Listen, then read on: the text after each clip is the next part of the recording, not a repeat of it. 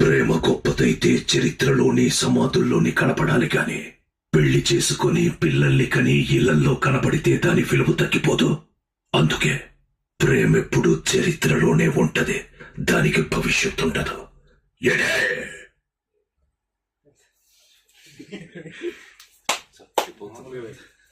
ప్రేమ గొప్పదైతే చరిత్రలోని సమాధుల్లోని కనపడాలి గాని పెళ్లి చేసుకుని పిల్లల్ని కని ఇళ్లల్లో కనబడితే దాని విలువ తగ్గిపోదు.